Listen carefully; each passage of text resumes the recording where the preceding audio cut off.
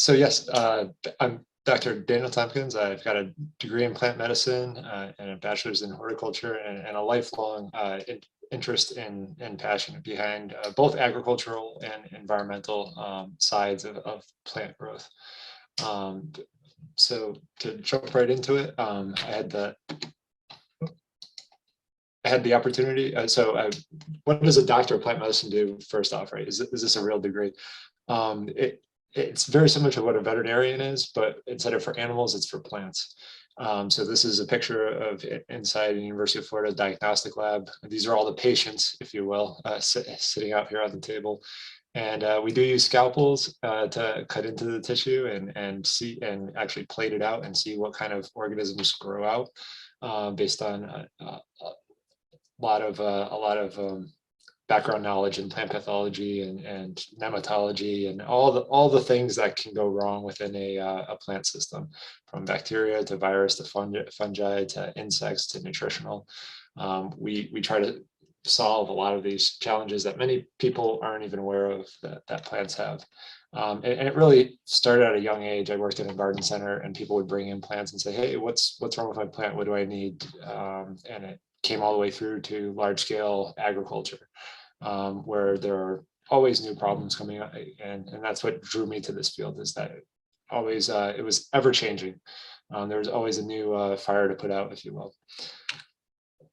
And so had the opportunity to teach a 20-hour course through Mars University, which I've kind of been with since its inception. And what are the challenges and possibilities for agriculture on Mars? And of course, this is Earth as well, because really all the challenges of agriculture on Mars are really just future Earth challenges, right? Especially being post-oil, being more independent, self-sufficient, environmentally efficient, economically efficient.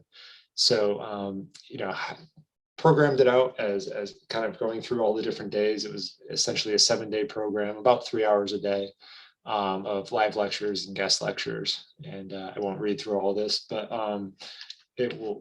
we'll cover some of the highlights and takeaways from the course, which was a lot of fun to teach. And we were very fortunate in having excellent students for kind of the first founding class through MarsU.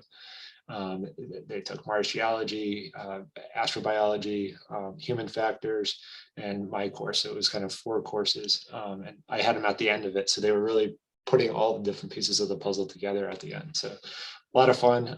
Most of the students were either working professionals or master's degrees or above, but we did have applicants below, mostly for financial constraints. We couldn't bring in too many from the undergrad level, but it's if you can demonstrate, it's not degree limited by any standpoint. So I encourage you to check out MarsU in greater detail. So in forming this class, I thought, what is the goal of Mars agriculture, right? Yeah, what did I want these students to walk away with? And it actually boiled down to a pretty simple equation. It's, can you expand agricultural output by 1.1% on an annualized basis? And how did I come to this answer? Well, on Earth, and kind of the best of times, if you will, over the last half a century or so, that's been the rate of human population growth, 1.1%. I mean, of course, it's compounding and human longevity increased and everything like that. So obviously the total population has really gone up, but it's surprisingly a low annualized rate. So if we can increase the production of these systems at an annualized rate of that, then we can really provide, really keep up with the best of times here on Earth, which is really, in theory, what we should be able to do on Earth as well, to kind of keep the best of times continuing. Of course, we have a lot of challenges moving forward. And so just to compare the numbers here, so world population, about 7 billion going towards 8 billion. And this is how many hectares we use in agriculture.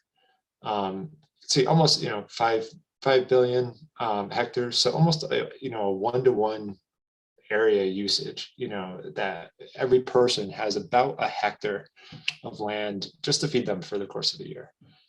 And, area that we'll be using to feed a person on Mars will not be that much, but also we have to think of how much energy we want to put into these systems. So, speaking of energy into the system, how much energy goes to food at the end of the day? Well, a lot of focus goes into production practices, right? Agricultural production practices. That's really on Earth only about 21% of the energy expenditures going into the food that you eat. A lot of it is in processing, transport, refrigeration and preparation, packaging. It's actually a small percentage of the pie that actually goes into the production aspects of it. And if you think of a Mars context, well, probably not so much processing, maybe more of a raw diet, not as much transport, home refrigeration and preparation, that may be questionable, right? We should be able to keep things relatively cool easily there. But agriculture as a whole is a lot more than just food, right? It's building materials. It's in a post-oil world, it's your chemical feedstocks. It's your bioplastics. It's all the things that remember, oil is just really old biomass at the end of the day. So all those chemicals that we distill out of oil, we can actually get from a biological source, and we will need to if we want to keep using those. There are some other synthetic approaches, but they take a lot of energy. The nice thing about biology is that, we can derive a lot of things out of it, and it's not electrically constrained, it's not power constrained, it's not dependent on some electrolyzer or catalyst. It's scalable and relatively passive. We get food, plus we get all these other things we can derive from it. So, starting off in the course, we talked about opportunities. We kind of went through plant biology 101, and this was kind of a takeaway from opportunities from the cellular level to the structural level, really. And this is looking at photosynthesis in particular. The cellular biology behind photosynthesis, if you will, it really has a lot of safety gates, if you will. And that's for drastically changing light conditions. Is all of a sudden there'll be a cloud and there'll be bright sun and it'll go back and forth. And these processes will actually cause an oxidative stress and cause disruption within the system. On Mars, you don't have that. So there's been a lot of work in how do we make photosynthesis more efficient from a genetic engineering standpoint. And some of that, well, you're kind of held to the constraints of Earth. And some of these safety valves, if you will, have a function, and it's hard to get around.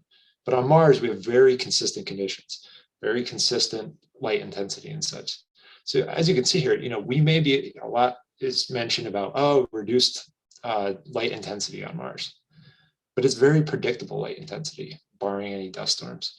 And there are opportunities to then maximize that and maybe even make it just as equivalent to yields and production and growth as they would be on Earth. And this is something that's not necessarily discussed so much.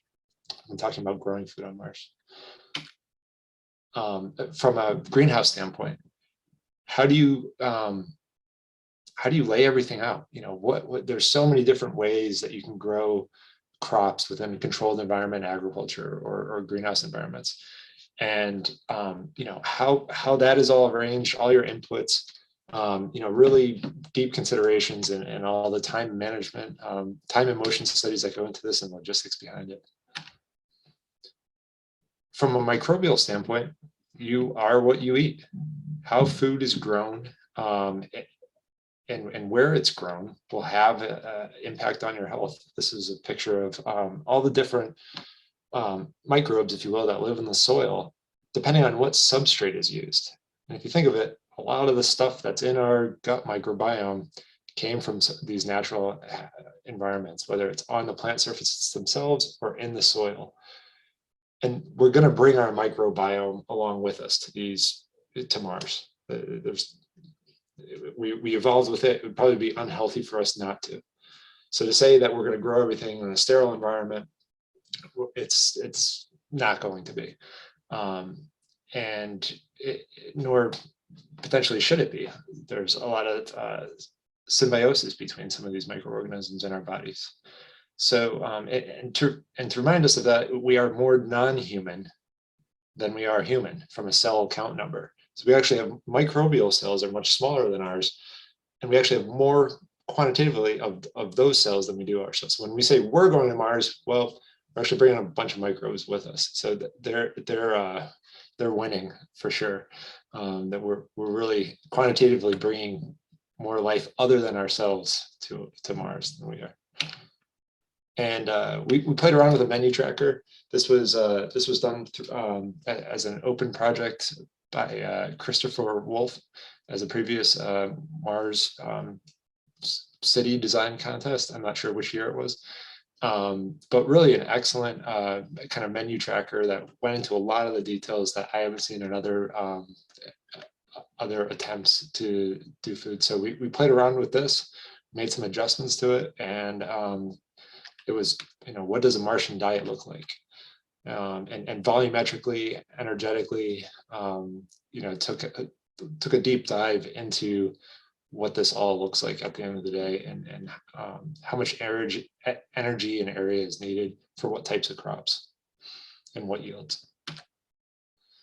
So going back to the human health side of this, this was something that I wanted to get across to the students, is that there's this emerging, I call it a health pyramid, because in agriculture, everyone's asking me, oh, do you eat organic? Do you eat conventional? What do you think of GMOs? So I get thrown a lot of questions working in agriculture. It's a complicated puzzle that we're slowly piecing together. There's the genetic portion of it. There's your immune system, your metabolism, your hereditary.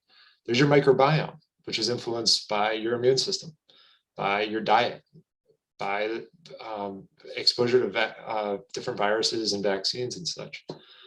There is the environmental side of it, which is what contact and air exposures you had to certain carcinogens and toxins.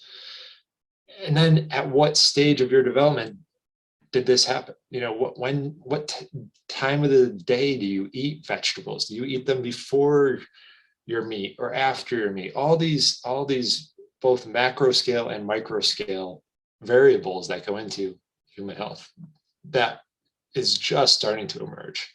The microbiome is a really interesting one. Everything from chemotherapy treatments to obesity. There's been so much emerging from microbiome, having an impact on how our bodies process pharmaceuticals, to both good and bad. How our microbiome helps us and can harm us as well, and how that's affected by everything else. And Mars will be a really interesting experiment because it is in its own little bubble. So the microbiome that we bring with us and how we support it in this type of closed system will be a very unique experiment. And we talked about critical failure points. So prions in plants, such as mad cow disease and chronic wasting of deer, are a relatively new infectious agent, I guess you could call it, in that they induce disease, but they're not, it's not a virus, it's a protein-mediated infection. That's where the term prion comes from. They were discovered in the 80s, and they're very hard to detect, and they're very hard to treat. They're very resilient structures. And this could be a potential critical failure point, especially when talking about closed loop systems. So how do we design these systems so that, this is, of the unknown unknowns, this is a potential big one, especially when we're talking about settlement level scale. And then some of my background is in food safety as well. So how do you minimize microbial, chemical, and physical contamination within that system? A lot of talk of, robotic, oh, the robots are going to have to do the work. Humans are going to be too busy. I think humans are going to love doing this work because this is a nice, green, lush environment. You're not feeding 100 people. Most agricultural laborers are feeding literally thousands of people with the work that they do over the course of the day. I don't think we're going to have one person harvesting for 1,000 people. I just don't see that culturally or socially really working out too well. But if you're just harvesting what you need, and if you don't have to fight, hopefully, a lot of disease or insects or other problems within this system, it's just kind of, okay, we have what we have, we'll pick it, eat it, process it, whatever. I think it'll be rather, psychologically beneficial and enjoyable experience. But regardless of which, we have to be concerned over food safety concerns. And if a robot's doing it, we have to be concerned about chemical contamination and physical contamination and such, which is often kind of overlooked, but is always an important consideration whenever you go into a food packing house. So we talked a little bit about hazard analysis and critical control points along the realm of food safety. And at the end of the day, we only have so much land here on Earth. We're using, of available land, we're using about 50% of the habitable land for agriculture currently, with 37% as forests and 11% shrub. But what's interesting is if you look up the column above that, well, it says 71% habitable land, but apparently 19% is barren land. These are the deserts, salt flats, exposed rocks, beaches, and dunes. There's this whole other, whenever agriculture expands, it doesn't expand out onto barren land too frequently. But if we can have passive, practical, scalable agriculture on Mars, something as extremely challenging as Mars, we may not have to cut down those remaining forests in order to keep producing food as we have. Of course, there's a lot of other solutions, a lot of other things we could be doing in agriculture so as to not cut down the forests. But I think living Earth independent on Mars and producing food Earth independent on Mars could have a huge take-home message here on Earth in some of the practices that are deployed. So, that's what drives me for this. Sorry, Ken, go ahead. No, just 10-minute warning. Okay, yeah, this is the last slide. So I'll do Q&A after this. So this is the big driver for me is, how do we make the world's bottom billion? I call it the bottom billion problem. They lack access to reliable food and water. How do we make them builders, right? In situ resource utilizers and builders rather than kind of the scraps of the industrial world, if you will, and especially in a post-oil environment. So thank you all for listening, and I encourage you to look into Mars University, where we have an upcoming semester this January. And if you're interested in some of the specific approaches, I'm also founder of Grow Mars for a patented process around how to kind of energetically keep growing faster than you die. And I've done talks about this prior. If you look up Grow Mars and my name, you can find, I did a talk on it last year. So thank you very much, and open to questions. Yeah, can I ask something, please? Will it be necessary, desirable to take pesticides or herbicides like glyphosate, Roundup to Mars, which have an impact on the chicken mate pathway? Hopefully not. One of the biggest weed populations that I see happening is lichen species and such. And these, if you look at very wet environments, that's what you'll end up with.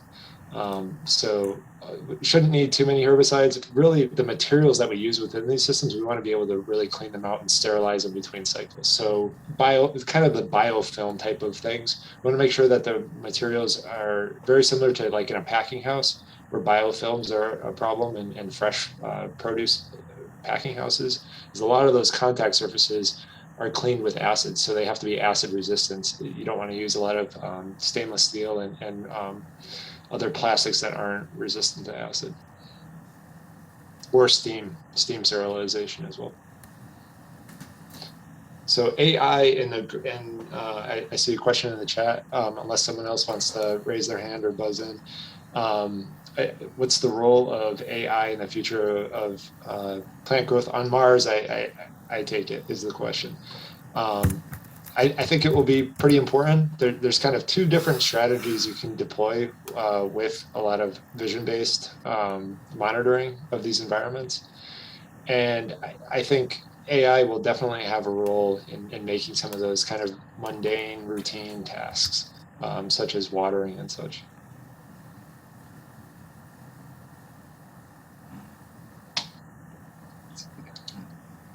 I'll go through the, I guess if anyone else has a question, you can raise your hands up. Otherwise, I'll just go There through is the chat another questions. question. I'll help you out on this. I'll read it off of the chat. That's Okay. the way we've been doing most of the questions. Sorry.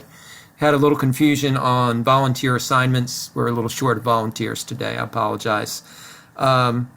So this would apply to the biospheres on Mars, but what about the harsher environment, they say, outside these?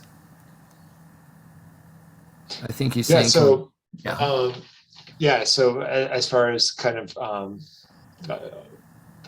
lunar constraints are severe, I think. There are a lot of challenges within a lunar-based architecture for growing food and agriculture. I won't get into all of those, but yeah, there is a certain amount of crossover between the two. So if you are interested in just kind of free flyer O'Neill type colonies and stuff, or lunar, I'm agnostic to where we go. I call it living Earth independent. There's just different ways to do it in different places. So, and then let's see. Okay, the next one is what other cellular or systems do you think genetic engineering would be most beneficial besides the photosynthesis pathways? Yeah, a big one is canopy light interception. Is you can breed a plant to have different efficiencies of canopy light interception. So doing so in a way that kind of meets the needs, especially if you're doing a multi-tiered type of growing environment or greenhouse, or if you're doing a single-tiered, adjusting for leaf morphology and what they call canopy light interception would be another one, I think, high on the priority. Okay. Do you believe that a lighting system that combines sunlight and artificial light will be the best choice in terms of energy savings and maximization of plant growth? Yeah, if you could have a photovoltaic plant produce solar panels and mine all the materials needed to do so, and also make LED lights, I think that's a scalable solution. But some of the calculations that we've done is that a passive solar heated and illuminated area may be more sustainable. It's just, I think the least electrically dependent we make these systems, right? Less microcontrollers, if we can make a system that operates as passively as possible, that's the least electrically constrained, then you really have an order of magnitude more self-sufficiency. So I like to push the envelope and say, okay, how do we make this as passive as possible? But there are definitely places in certain crops where artificial lighting could come in, or times of the year. Okay, here's a good one. How do we make Martin regolith into usable soil, taking care of perchlorates, etc.? Yes, I've heard lots of folks discuss this as a hot item. I mean, leaching them out, bioremediation seems to be big topics or big solutions to it. I haven't pursued, there seems to be a handful of solutions that are pretty well researched and studied even here on Earth where it's a problem. So not an expert in those areas, just looks like bioprocessing, phytoremediation. I think what's more important, extracting the fertilizer from that soil. How do you do that? Do you do it mechanically? Do you have this processing machine and how much energy does it take? How many materials does it take? Or do you use plants, right? Like pioneer species, like weeds, to extract those nutrients out? And then the beautiful thing is once that plant grows, say it's a weedy plant that may not produce a lot of food or anything or biomass, but most plants have generally the same amount of elemental composition as other plants. So all the fertilizer, all the nitrogen, phosphorus, potassium, all the minerals that the plant wants are already in there. So you can actually kind of make a plant-based fertilizer, if you will. And then you can kind of maybe use that in more hydroponics or more substrate type of growing situations versus soil. So just something to think about. Okay, I don't see any more questions, and we are pretty much out of time anyway.